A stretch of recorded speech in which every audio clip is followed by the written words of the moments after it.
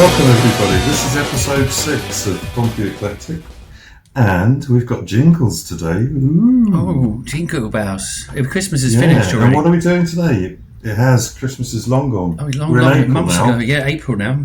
Today... We're just about to hit summer. Well, that's why it's so hot. We're doing a comedy duos review That's today. That's right, comedy duos. Did you get ready and do all your preparation like you said you would? I did, yeah. Oh, yeah, damn. I'm all ready to go. Me too. I guess what we should talk about is what's a comedy duo? I guess, what is comedy? Can you enlighten the audience? Exactly, yeah. Because it's a weird thing that when you hear something and it makes you react in a certain way and you make funny noises from your mouth, usually. Well, some people don't. That's what comedy is, yeah. That reminds me of a clip from The Young Ones with the two police officers. And he says, what's it? He says, oh, it's a laugh, though. He says, oh, it's a laugh, isn't it? And the other guy says, what's that? What's the laugh? He says, that little noise you make in the back of your throat. Oh, well, The Young Ones is one of my favourite comedies, but there's no real duo. So a duo, I guess, is more than one person, more or less than three, that do comedy together and make you laugh. And scenes where we're going to stick to England, I guess we should do best British comedy duos. And comedy is very subjective, as you know. So everyone makes laughs from different things they hear. So I've got my things that make me laugh. You've got yours. So we've compiled a list of our individual top 10, which may spill over into several pods, 2 or 3, or a duo or a trio of pods. So it's definitely going to be 2 parts and possibly 3. Well, to get into this a little bit more, what makes a comedy duo great and timeless? Because comedy is beyond time and it's beyond period, I believe. Because if you think about it, it is definitely. It relies. I reckon it's at least 4 things that it makes a good comedy duo. I think you have to have. There's normally a straight man and a funny man, isn't there? Yeah, usually you have to have 2 different characters. That's right. It's opposition. So straight or funny, and there's loads of other different kind of duos, and they play off each other. So it also stems on the chemistry, obviously, between the two. Maybe I think timing is essential for comedy anyway, but especially with duos because your timing has to be perfect for the interplay between and the interaction between the two. Yeah. And it also depends on the stronger the hate between these two characters. If it's a straight man and a funny man, they sometimes, they're going to annoy each other. And you find in life, the stronger the hate is, the more poignant the love is. So these momentary flashes of friendship and endearment feel all the more wonderful or funny in this case, we hope. Great writing, that's another thing. And relevancy, how well we connect and sympathise with the characters is important. So to me, writing a great character, we don't have to like them, but we have to connect with them and understand their motivations. For example, the best villains are those whom we can find some connections with and even laugh with. As I always say, even villains are the heroes in their own stories. And that's quite... I think you also have to have some kind of continuity theme as well, like a continuity gag. So there's a couple I can think of as examples. One is 2 male comedians being in bed together. Oh, okay. Which Laurel and Hardy have done. Yeah. And who else is it who's done it? Eric Morecambe and Ernie Wise have done that as well. And maybe others too. Yeah, maybe. And it's sort of endearing in a way, and it kind of makes the audience sort of adhere to their I think of their sort of characters. America, I think of Steve Martin and John Candy in Planes, Trains and Automobiles. Those aren't pillows. And but if we're sticking to England, I guess half English and half British was a good way to start because Laurel and Hardy, everyone knows Laurel and Hardy, don't they? And they're one of the earliest comedy duos, and they're extremely well known worldwide. Probably always will be. So you're talking about opposites, the straight man and the funny man. Laurel and Hardy consists of a large American man and a slender British guy. So there's extreme opposites. Did the audience know that he was British? Or Maybe did they just think he was American. Maybe I'm sure he's got a weird accent. He's very British accent, so it's true. But it's definitely the fat. Most people think of the fat and the thin. That's the opposite.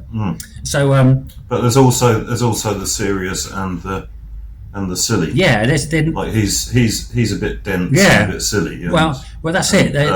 Hardy, yeah, Ollie is a bit more serious and tries to be professional. Exactly. There's external outward appearances, but there's also extreme opposites in personalities. Oliver Hardy is a self-assured, brash, outspoken, and easily irritated American man, while Stanley Laurel is a meek and mild-mannered, seemingly dim-witted man from England. Both of these characters are very relatable, and in a lot of their mannerisms can reflect the average stereotypical constitution of people in the USA and UK, for example, or even in general. But even today, this helps us identify with them and probably goes a long way into making them such iconic figures. But in opposition to this, both of these men have moments when they go against type. There are momentary flashes of genius and bravado from the shy Stan, and occasional calm and thoughtful gestures of friendship and camaraderie from the overly stubborn Ollie, along with his apparent bountiful intellect, being shown up as being even dumber than Stan's during their many clashes, at which often exposes their true personas. This results in some hilarious antics. The comedy in Laurel and Hardy, in my opinion, is still some of the funniest to this day, and it hasn't aged, even though it's mainly quite simplistic slapstick style approach to humour, playing to the physical strength of its silent era origins. Laurel and Hardy has a charm that goes beyond this. The characters that shine through the slaps and shiners exude a magical chemistry as they play off each other and give their films and shorts another layer of emotional depth, only adding to the humour. Still to this day, I think they're unmatched. I mean, there's people that come close, but if you think how old they are, how like 100 years old now, and still hilarious. Will a lot of the comedy we know still have that? That's the thing. So why don't we? If I'm sure everyone's seen them, but why don't you watch a quick clip or two of Laurel and Hardy to emphasise this? Yeah, sounds good. Yeah. Okay, I'm going to play. Are you sharing your screen so I can see it? Yeah, I'm going to share it. It says you're sharing your screen. Excellent. So let me. Nice one. Right. So this is the one you provided. Actually. Oh, I can see your script now. oh. Can you see that?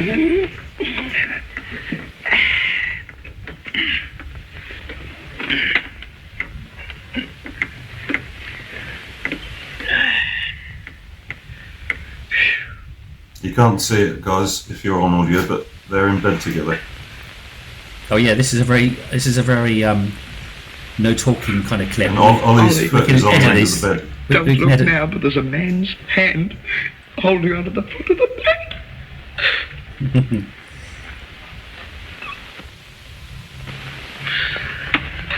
Get that gun and shoot to kill. Oh no! Take it easy now.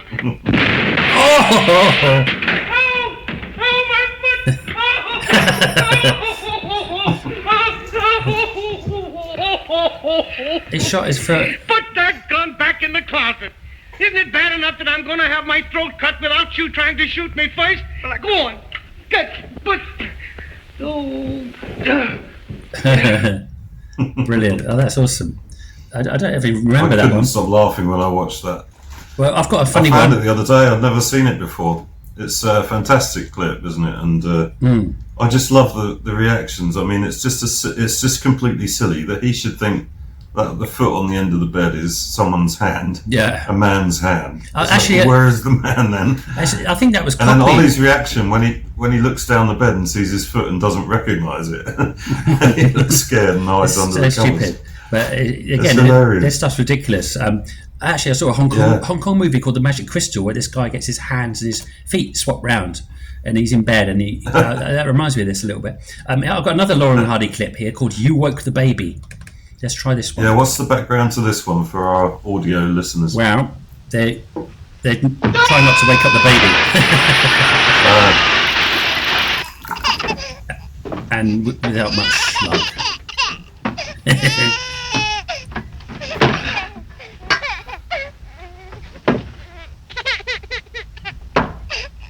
He has a mouse trap on his nose.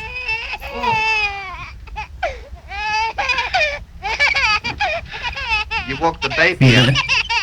Stating the obvious.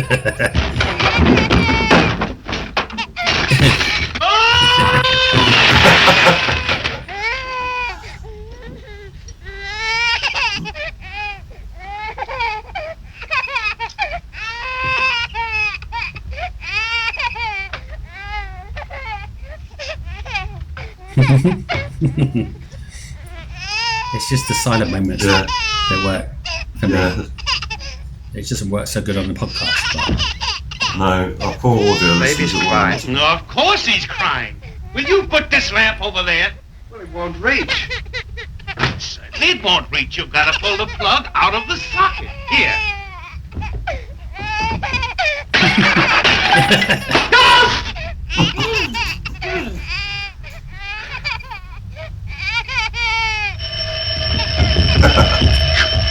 Will you see if you can get that baby quiet? Hello! How do you expect us to keep this baby quiet with you ringing the phone?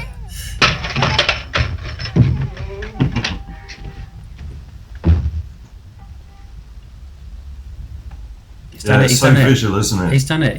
The baby's asleep.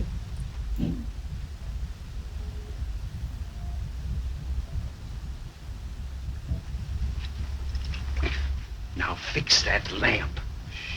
And if you must make a noise, make it quietly.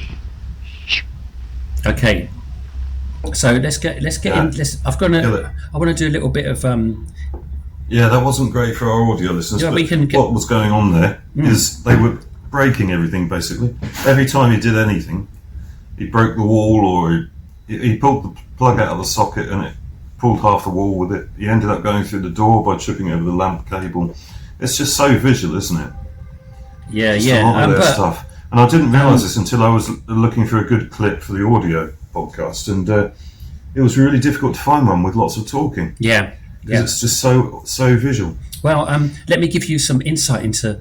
I found out about Laurel and Hardy, which is really interesting. So the actors, they both began in the entertainment industry. Stanley Laurel was born in Lancashire, England, as Arthur Stanley Jefferson.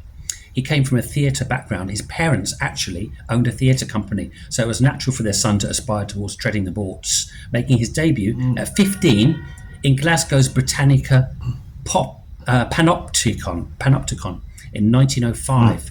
A few years later, in 1909, Arthur found himself as an understudy for Charlie Chaplin.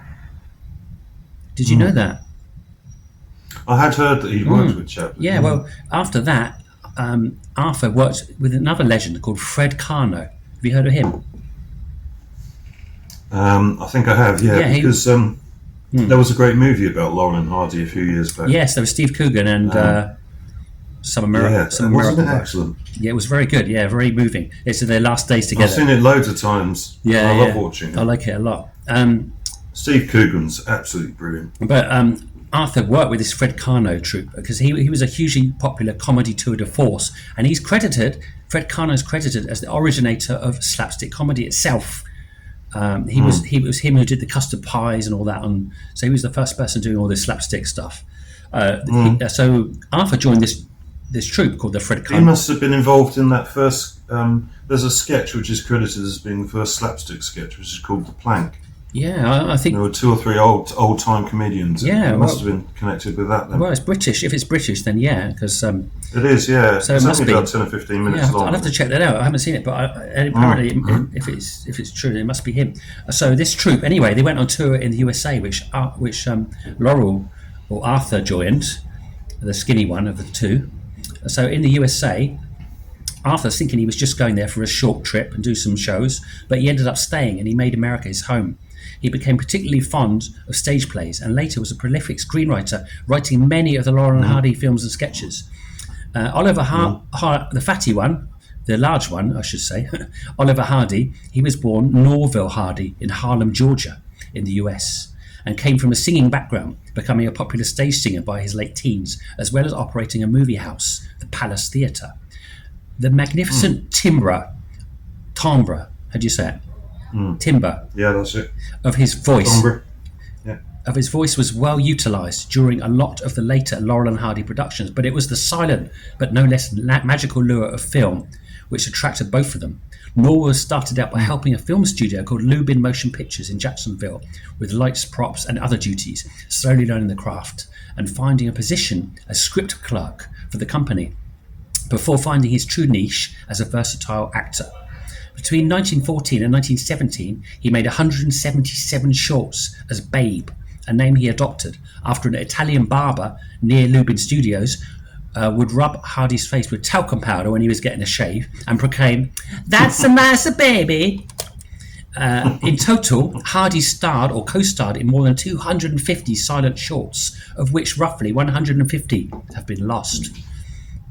Hardy, Really? Wow. yeah. So it all changed though. Hardy began working for this mogul called Hal Roach. Roach hired Laurel around 1920, who he'd seen in vaudeville, being impressed by his performance. So when Hardy was already there when Laurel joined the Hal Roach film studio. Hardy would work for different people, like freelance. But Laurel, actually, the skinny one, joined as a director and writer. From May 1925 to September 1926, he received credit in at least 22 films, I guess as writer or something like that. But Laurel and Hardy weren't teamed up for a while because of this, but something happened. This was really interesting. If I can find it. Laurel would join these films sometimes. They needed extras and smaller roles, as well as being a writer, but he'd only get small bit parts, and Hardy would have a more substantial role. There was a guy called Leo McCary, and he was a screenwriter, director and producer for Hal Roach Studios. He recounted a story about around this time. Babe, Oliver Hardy, was cooking a leg of lamb, and for some reason he left his arm in the oven too long or something, and it got so badly blistered he had to cut his part down in the next picture. So then they decided to put Stan in the picture to bolster up the comedy. During Laurel's first screen test, Hal Roach discovered that due to the technology of film at that time, Laurel's very light blue eyes would not photograph properly, blue photographed as white. This problem is apparent in their first silent film together, 1921's The Lucky Dog, where an attempt was made to compensate for the problem by applying heavy makeup to Laurel's eyes. That's why he looks a bit strange in this first film. I did actually see that one. For about a year, Roach had Laurel work at the studio as a writer. Then panchromatic film was developed. They tested Laurel and found the problem was solved. Laurel and Hardy were then put together in a film, and they seemed to complement each other. Comedy teams were usually composed of a straight man and a funny man. But these two were both comedians, however. Each knew how to play the straight man when their script required it. Roach said you could always cut to a close-up of either one, and their reaction was good for another laugh. Laurel and Hardy's first official film together was called Putting Pants on Philip.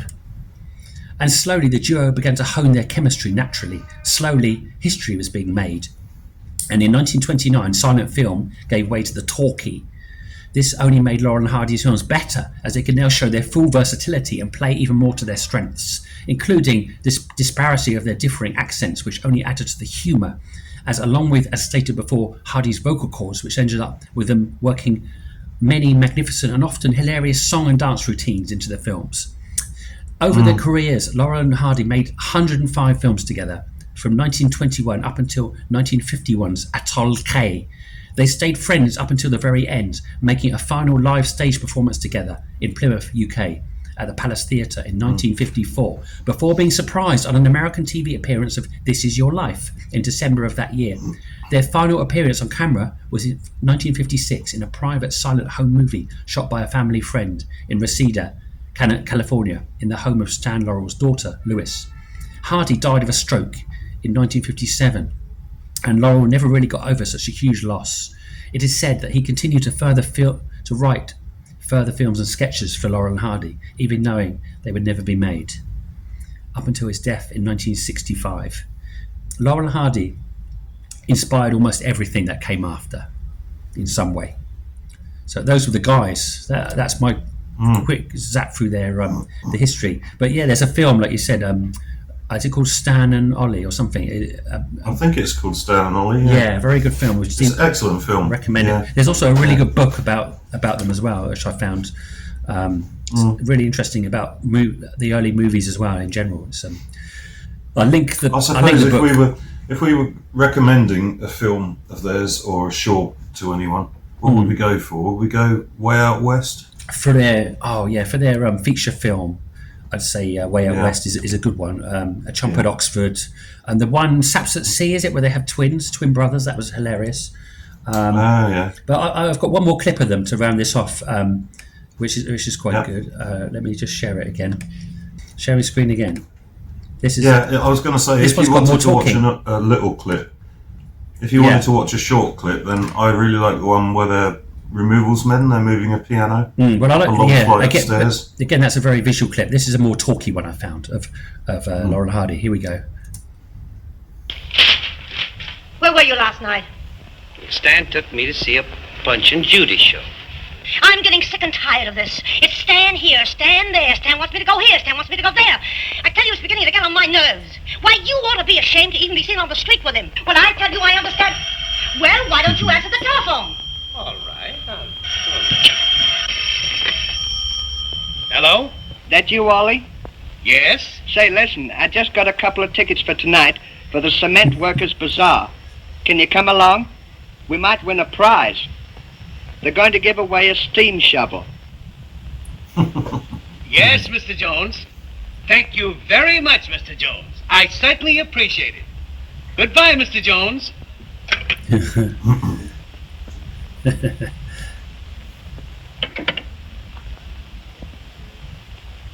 Well, who was that? That was Mr. Jones, my new boss. Oh. He's having a big business meeting tonight, and he wants me to attend. Oliver. All of the out-of-town boys are going to be there. Big, influential men. Just the kind of men that you want me to associate with.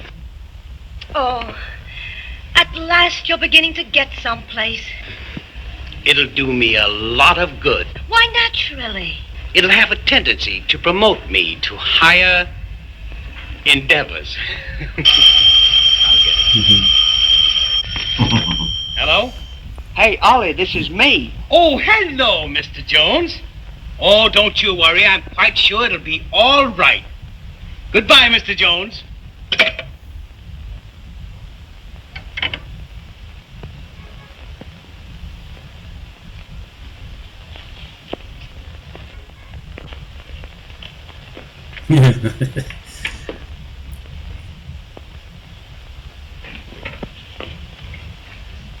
Oh.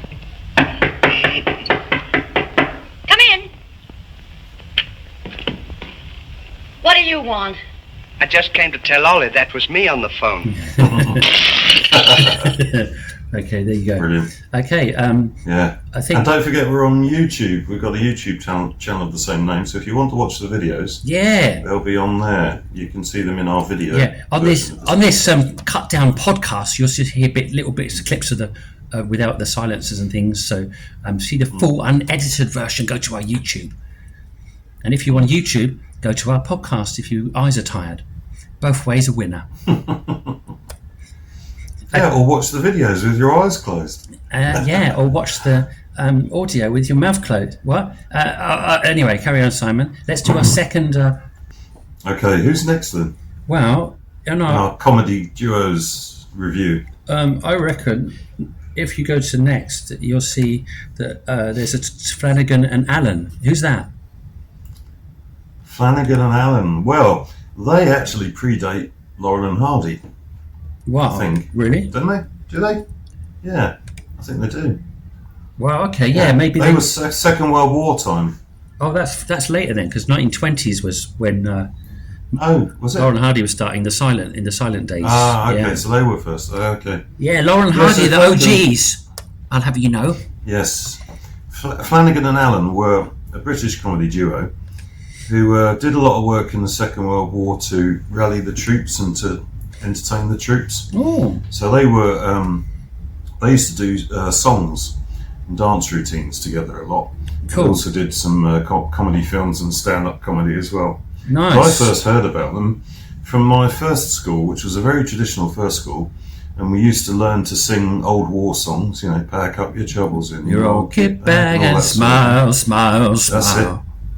And they used to put on a old-time music hall performance every year for the parents, with some of the kids in it, and the teachers would dress up and perform. And there were two teachers, again. and yeah, exactly. And there were two teachers who did a Flanagan and Allen song, which was called "Underneath the Arches." That was one of their most famous songs. I think I've heard that one as well. Yeah, it goes underneath the arches. I'll dream my dreams away. And they also sang "Put Out Your Washing on the Siegfried Line," and there's "Run Rabbit Run." I think they sang as well. I've got a lovely bunch of coke. Oh no, that was someone else. Sorry, flashbacks. Yes. So yeah, really good old comedy duo. Yeah. Oh right. Do you want to? They were active in the 30s and 40s, and as I said, they did a lot of entertaining the troops, which was great. Wow. Did you want to? Big shout out to them. Did you want to see something of theirs?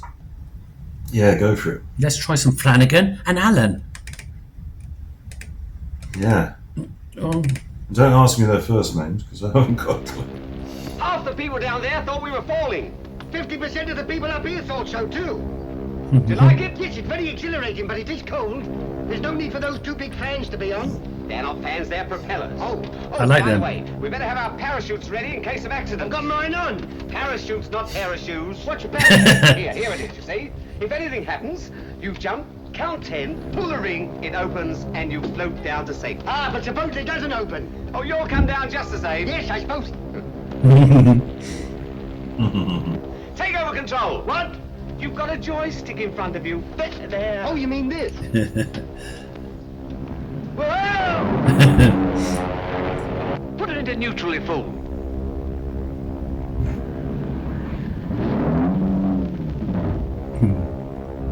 Leave it alone. What do you want to touch it for? Not me, it's this damn thing, look.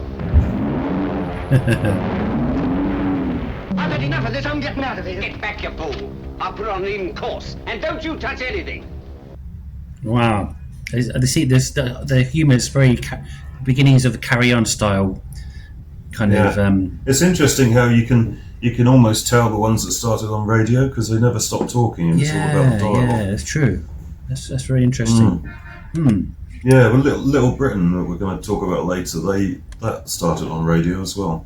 All right, yeah, I remember Little Britain. Yeah. Well, let's go. So a lot of that is about dialogue. Well, let's go a bit further forwards into the 60s to 70s, I guess. There was a guy called Corbett and another guy called Bramble. Does that ring any bells? I think Steptoe and Son. Steptoe and Son. These were two genius comedians. And again, as we're going with our opposites, I guess Flanagan and Allen seemed like straight man and funny man again, but this one is more to do with age, old and young.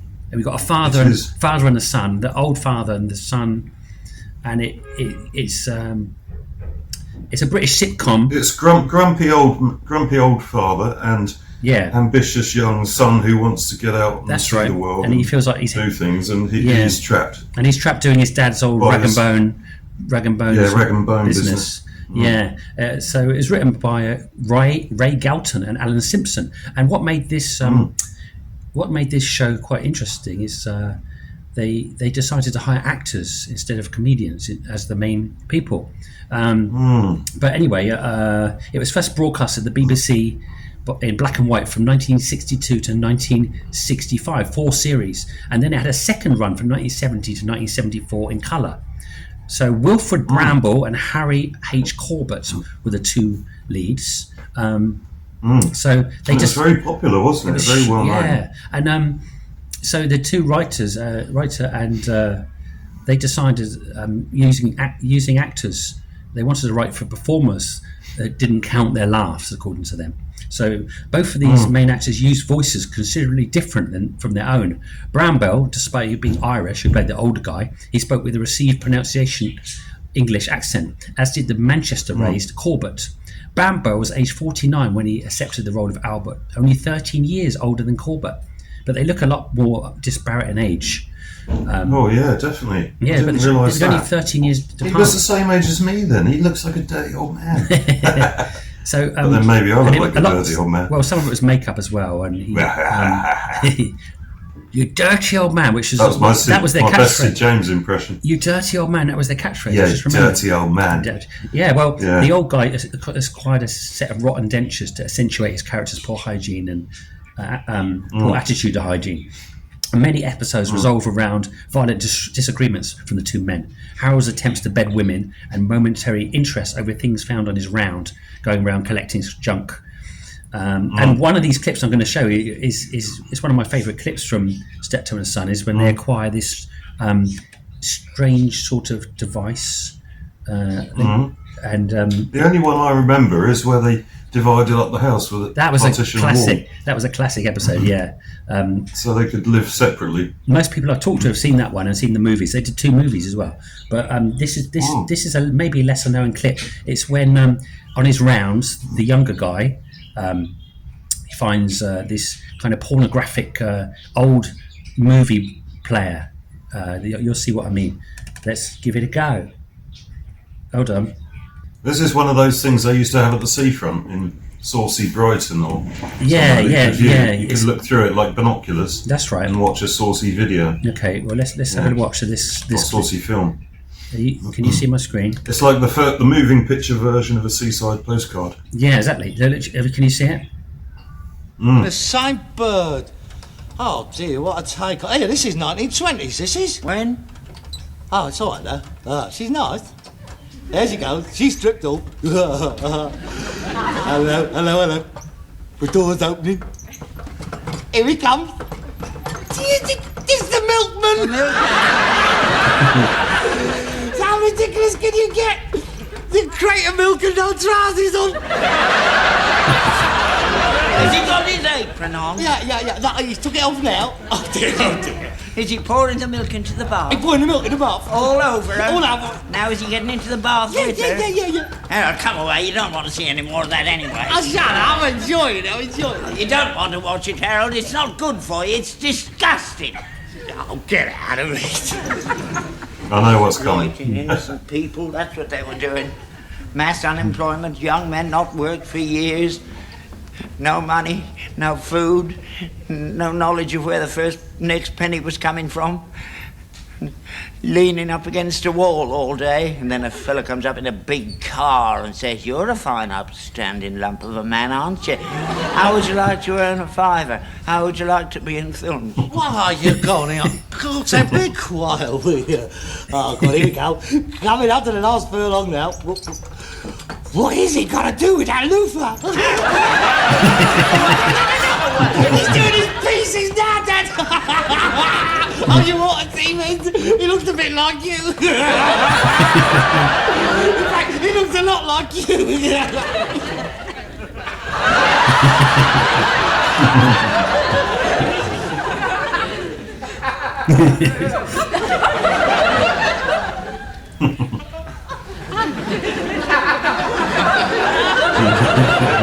He's nodding. You dirty old man. It is you. No, Harold, I can explain. It is you!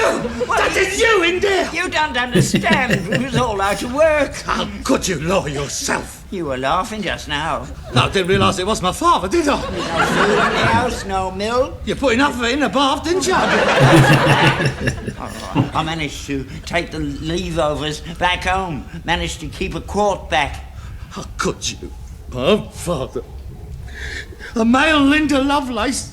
I didn't know it was going to be like that. I thought it was going to be a real film. I thought I might be on in the Gaumont.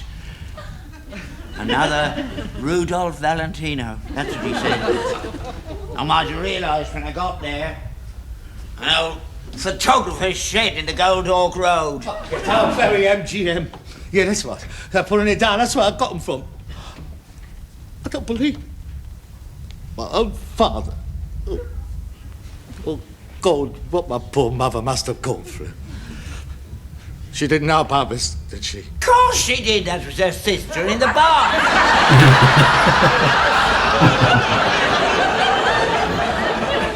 Right.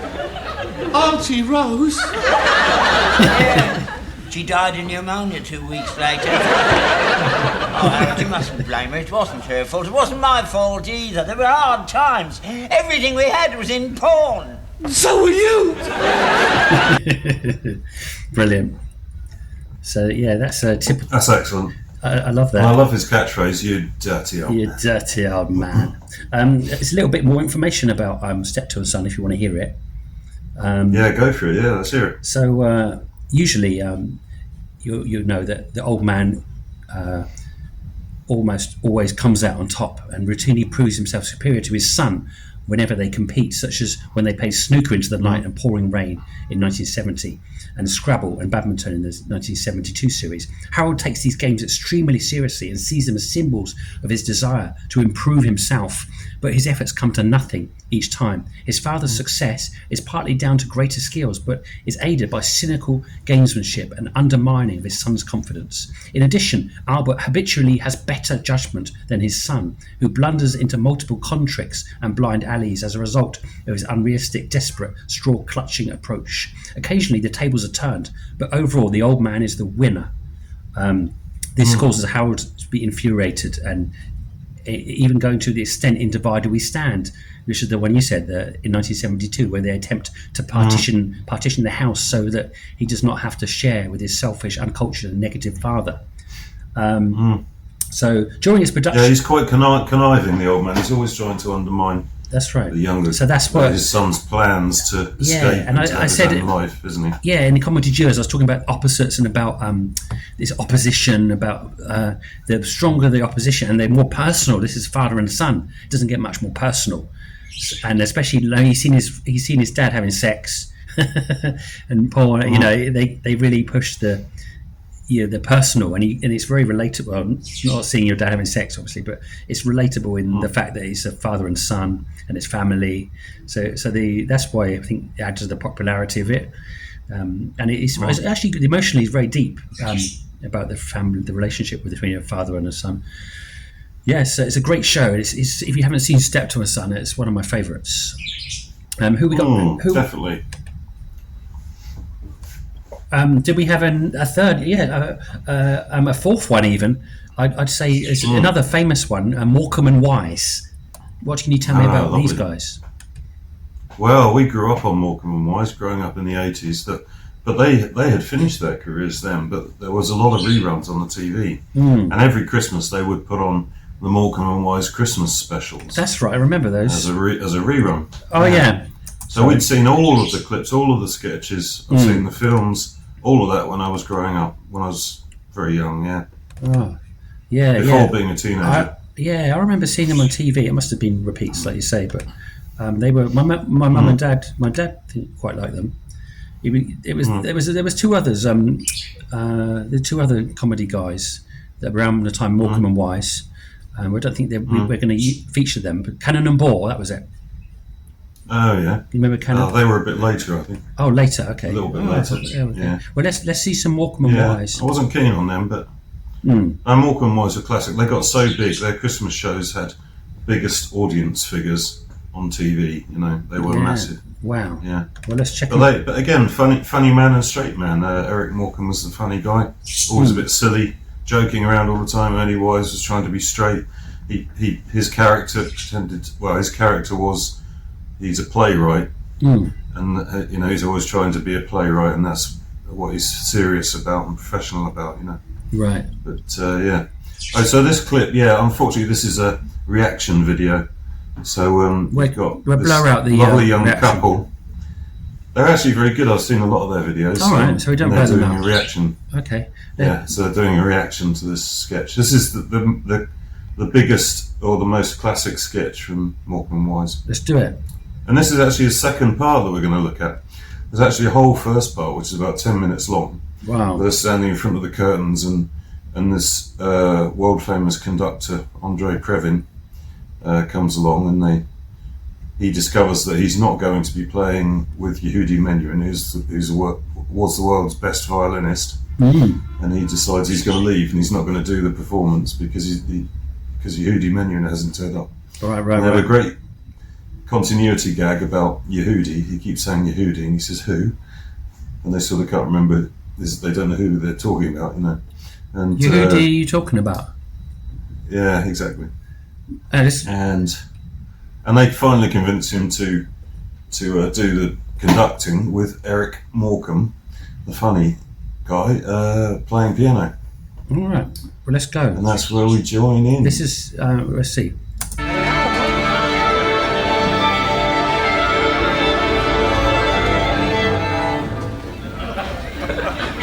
This the band? This is the band, yeah. This is the band. See better bands on the cigars. Which one's a fixer? Which one? Which one? The one in the gold army suit. They usually are. Right. I'll go get the music. Incidentally, where's the piano? Never mind, this'll do. Now, you hope, sir, that you understand all these squiggly lines. I think so. Oh, good. So, yes. Because the reason I ask is, the second movement is most important to me. Right. You see, in the second movement, not too heavy on the banjos. Oh, no. Keep it down. No, no. What's vulgar. We'll keep it way down. That's the word I was looking for, way down. Good. Yes. That's very good. Good. Because that is me there, you see. That is lovely. Hey? Lovely. As played by Eric Morecambe. A signed autograph later on, boys. Now, if I could just explain to Mr. Frevio. You see, I want you to notice that Eric does play the original version of Grieg's Piano Concerto. Yes, the one we played before we went decimal. Now look here, wait though, this is not the original version. Oh, the original? No, What do you mean? look, I'll explain, it's very simple. Yeah. After the opening timpani roll, in the original version, the piano takes over, and here you've got that piece played by the full orchestra. Ah, yes. But this is a special arrangement. Yeah. A special arrangement of the Grieg Piano Concerto? Yes, yes. I've never heard of that before. But that's the idea. I mean, everybody plays it this way. I thought we'd do something different. All right, look, whatever you say. Whatever you say. All right, I'll announce it, shall I? Yes, do that. You're doing well. You're doing well. Thank you. Yeah. Ladies and gentlemen, tonight, Grieg's Piano Concerto by Grieg. Soloist, Mr. Eric Morecambe, conducted by Mr. Andre Prede. Thank you.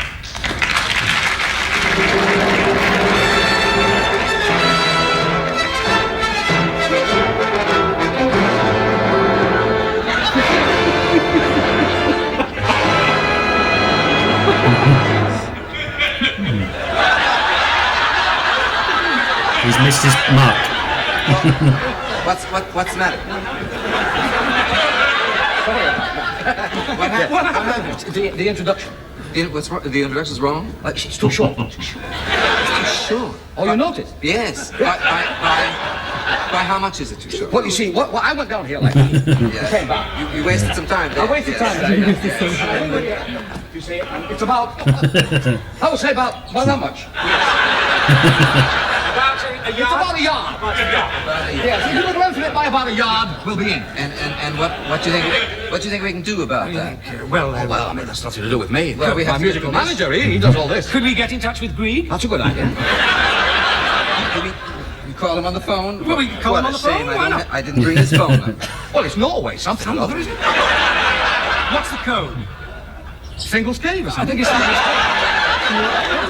Mind you, I mean, you might not get him. He could be out skiing. Look. Yeah, could we just try it again? Just try it again. I'll tell you what. Yes. This time, Yes. I'll sit down there waiting. What a good thought. Hey, You'll be ready. He's in, isn't he? No, I'll announce it again. All right, do that. All right, ladies and gentlemen, Grieg's Piano Concerto, soloist Eric Morecambe, We're not going to see him play Andrew anything. Krieger.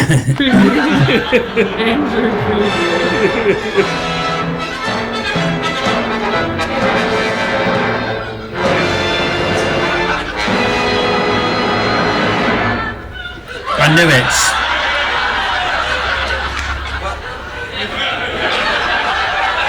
Anytime. Could I have a word with you, please? Look, You see, the point is, it's one of Has he gone? You see, I hope you don't mind me saying this. No. But when you got to the part which was my cue, I couldn't see you for the lid of the piano. Yes. The lid of the piano was in the way.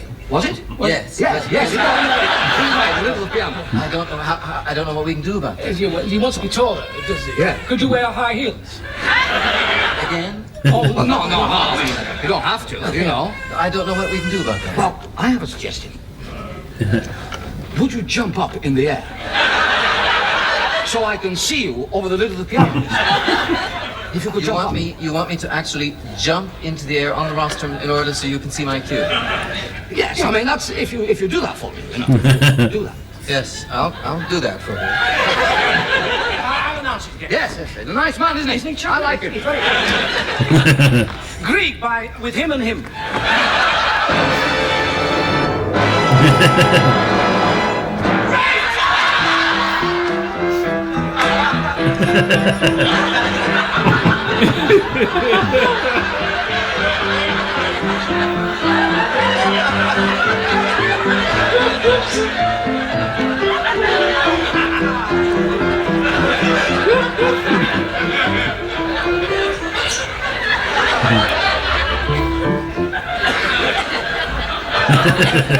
Something wrong with the violins? No, there's nothing wrong with the violin. That's only your opinion. What were you playing just then? The Greek piano concerto.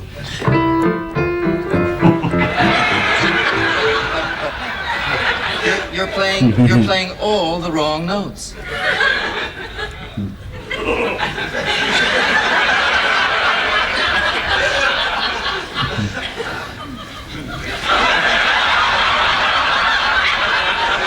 I'm playing all the right notes, but not necessarily in the right order. I'll give you that. I'll give you that, sunshine.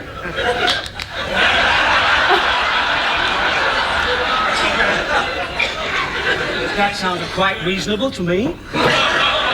Are you satisfied, Mr. Preview? No! What do you mean, no? I'm not satisfied. Why not? Look here, I mean, with all due deference, would you mind just wait 1 second here? Don't forget, for another £4, we could have got Edward Heath.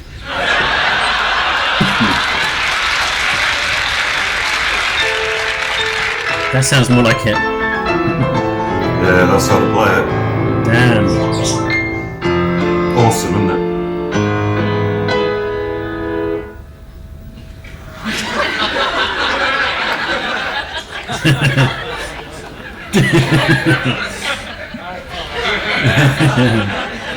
Rubbish.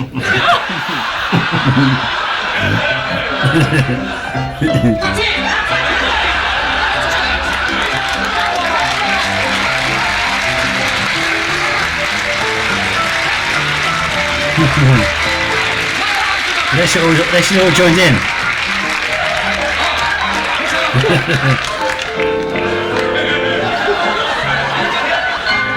Yeah.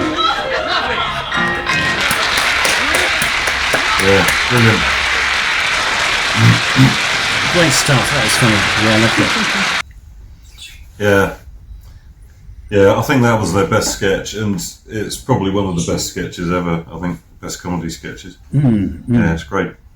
They did like to have big stars on the show, and it was easy for them to get them on the show as well. Yeah, once you get that to they that used to level. generally they used to sort of drag them down to their level and make a fool out of them. But they always come out of it looking great because they're part of the sketch, and people really appreciate them being part of it. There's another famous kind of duo from British TV called the Two Ronnies. It's got a sketch show thing similar. So we've had fat and thin, we've had old and young, we've had good and bad, we had the ugly. Now we got tall and short.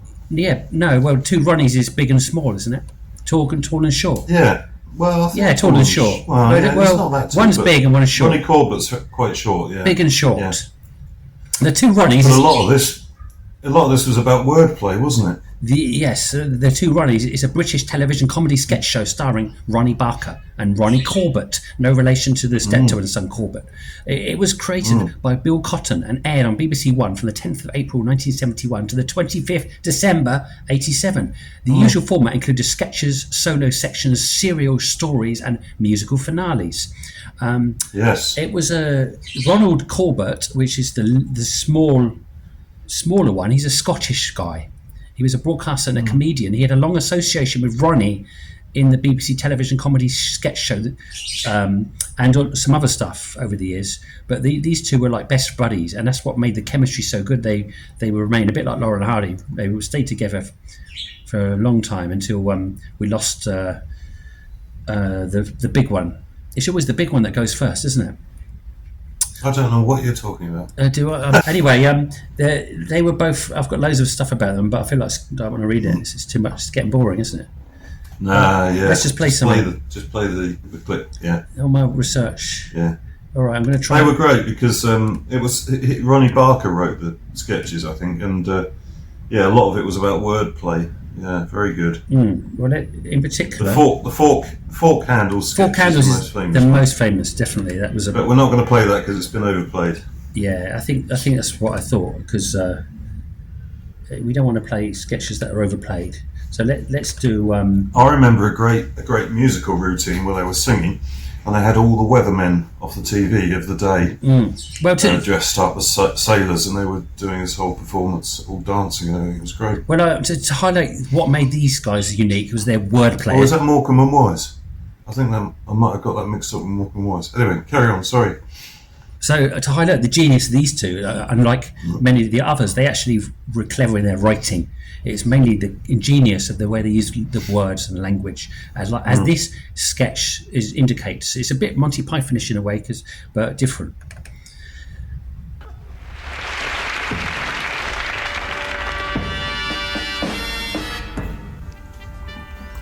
And so to our first contender.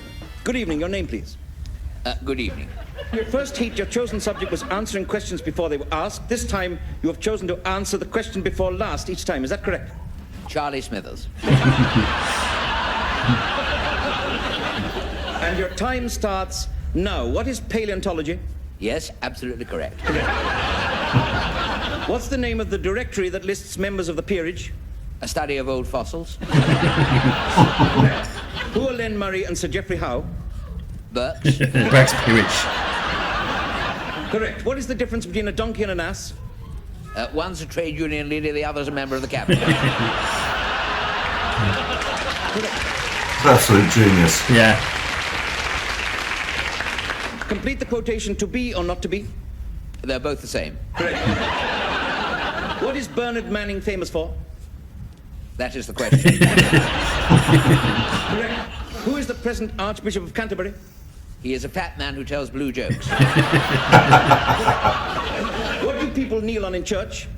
The Right Reverend Robert Runcie. What do tarantulas prey on? Hassocks. Correct. What would you use a ripcord to pull open? Large flies. What sort of a person lived in Bedlam? A parachute. Correct. What is a jockstrap? A nutcase.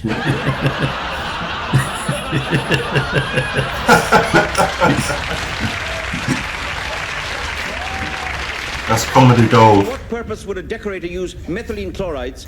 A form of athletic support. Correct. What did Henri de Toulouse-Lautrec do? Paint stripper. Who is Dean Martin? He's a kind of artist. Yes. What sort of artist? Pass. That's near enough.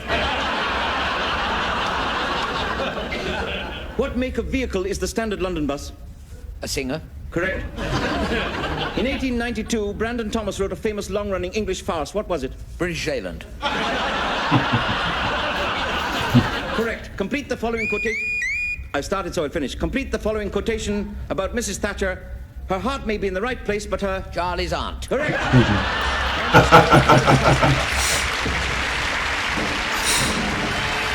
There you go.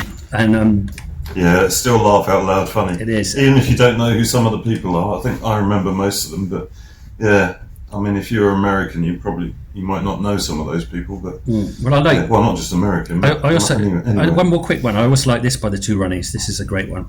Yeah. Evening. Good evening, sir. What can I get you? I'll have a pint of bitter, please. Pint of bitter, sir. What'd you like, dear? A gin and tonic, please. Gin and tonic, please. Slice of lemon. Slice of lemon? Yes, please. Yes, please. Anything else? Anything else? A round of sandwiches, please. Round of sandwiches, please. Cheese? Cheese? Cheese. Cheese. Pickle? Pickle? Pickle. Pickle. Pickle. And a packet of crisps. And a packet of crisps. What flavour? What flavour? Salt and vinegar. Salt and vinegar. Haven't got any salt and vinegar. Plain? Haven't got any salt and vinegar. Plain? Plain. Plain. Plain. Plain. That'll be £2, please. That'll be £2, please. But I didn't think I had to pay. I didn't think I had to pay. Well, you ordered them. Well, you ordered them. Don't you have any money? Well, don't you have any money? Of course I got money. Of course I got money. Well, that's £2 then. Well, that's £2 then. All right, there you are. The barman's just playing. Thanks. That's settled. Thanks. That's that settled. Thanks, that's that settled. What about one for yourself? What about one for yourself? What about one for yourself? I don't mind if I do. I don't mind if I do. I don't mind if I do. We can't go on meeting like this. We can't go on meeting like this. I have to work in the evenings. I've got to work in the evenings. Well, you should get a better job. We should get a better job. I've tried. I've tried. Well, you can't expect me to stay in every evening. You can't expect me to stay in every evening. I agree. I agree. Good. Good. Good. Good. How long have you known this little creep? Who is he anyway? How long have you known this little creep? Who is he anyway? I don't know what you're talking about. I don't know what you're talking about. You know what I mean. You know what I mean. Oh, him. Oh, him. Yes, him. Yes, him. Oh, just some twit from the office. Oh, just some twit from the office. How long you known him? How long you known him? Why all these questions? Why all these questions? I think there's someone else. I think there's someone else. Susan, darling. Jason, darling. Susan, darling, come back. I always knew there was somebody else. See, that's the one thing. As much as I love them, they didn't always have a best way to finish their sketches. No. A lot of the sketches kind of fall flat. Just my opinion in the end, but they're still brilliant. Yeah, do you know what strikes me thinking about this is the ideas for those two sketches are very, very simple. Yeah. You know, and a lot of their sketches, the idea for it is really simple, just a really simple idea, and then they just totally milk the simple idea. Yeah. Completely. I agree. Well, yeah. Let's do one more for the road, shall we? And to end this podcast, because we've gone over quite a bit, but I'm sure in the edit it will be less. So in the edit it will come down to an hour. So Hart and Hadland is the next one. I never heard of Hart and Hadland. I think who are they? Well, this is a TV show called Miranda. Oh, and her name is Miranda Hart. Yeah, and her character is Miranda. Yeah. And the other character played by Hadland is called Stevie. And they're running a shop, and she's got a mother who's sort of full of pretense and trying to put on airs and graces. Is this the Fleabag lady? No, it's not. But she's good as well. But Miranda is quite a big lady, and she basically does slapstick. Right. So she does a lot of stuff that you watch her and you think, God, that's just like Rick Mail and Adrian Edmondson. Like female She version. does the look to camera quite a lot, which was one of the other continuity gags I was going to talk about earlier, that Laurel and Hardy started, and Rick Mail and Adrian Edmondson used to do. Yeah. And Miranda does that as well, the look to camera, which is quite amusing. Cool. But yeah, it's all about her sort of being clumsy and falling over a lot, and her sort of flawed attempts at having a love life and that sort of thing, Oh, let's have a look and see. It's very, very good. Stevie, has my parcel arrived? I recognise it, A depot card. We tried to deliver, but you were out. This is the smuggest piece of paper in the world. Sorry, I had to close the shop for 10 minutes just to clear customers. I'm very hot and anxious, actually. I'm like a mouse in a microwave. Well, can you just get your grip, please? Actually, because a depot card, all my presents. So annoying. Hang on. They'll redeliver Christmas Eve. Thank you. In your face.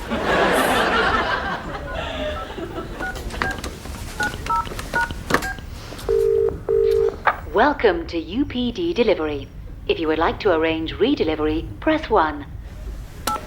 Please state clearly when you would like the package redelivered. Tuesday. Did you say Monday? No, who are you? I'm sorry, we couldn't identify. We've all been there. Tuesday. I'm sorry. Did you say Thursday. Tuesday. Tuesday. I mean, I literally can't make it any clearer. Tuesday. You've gone too posh now. when would you like the package redelivered? Tuesday, innit? Did you say Tuesday. yes? Please confirm. Did you say Tuesday. Yeah. I mean, if it can't understand that, what is the point? Putting you through to an operator. Brilliant. I like it. That's like a good show. I haven't seen it. Yeah, it's excellent. The best sketch which I wanted to play was I couldn't do because it was so visual. You know, there wasn't much talking in it, and it was that's the where podcast she goes to get a job. Podcast. If you weren't so audio, she goes to get she gets a job through an agency at some office.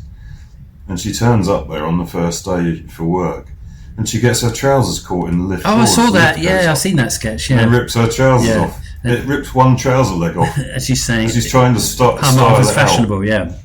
Yeah, pretending she's cool. Yeah, I did see that one. And she ends up on the phone, and she doesn't catch the company name, and she doesn't know what they do. And she's trying to answer the phone. It's brilliant. Does she get the job? I think she leaves the job. She fires herself, I think. Yeah. Well, I think that's good. I think summing up, we've done 6 of our 20 ish comedy duos. Did you like it? Did you want more? Because we're going to do more, and let us know if you hate it. Well, were you shouting less? Please no more. Please no more. But I think there's going to be three parts to this, isn't there? Seems like it's 6, 12, 18. That means it's going to drag on for 3 months. Oh my god! But we got some cracking comedy but coming it's okay. We have. Yeah. So thanks got for some of the best ones to come. So thanks for watching, and thanks for podding with us. If you're audio. Yeah. And if you're visual. Yeah. Thanks for looking at us as well. Yeah, it wasn't easy. I understand it wasn't an easy job to look at us, but you did it. Well done. Yeah. And if you're still, let's play some music then. All right, let's play our outside. Sorry, what were you going to say? I was going to say, move. Still something. Move. Let's play us out on a Neon City by my cousin Raymond Shaolin and his old band, the Exits. It's our favourite song, isn't it? Yeah. It's our favourite song. We always play this one. It's the only song we're allowed to play, I guess. I haven't even asked him. Is it all right, Ray? We've been playing this song for like 6 months now. Oh, yeah, it's fine. It's all right. We might get him on the show one day. Who knows? All right. See you next time. Do you know what? The only thing is I didn't have it queued up, and it's just taking ages to load. But here we go. And that's the... Bye, everyone. Bye. See you very soon. Extremely soon.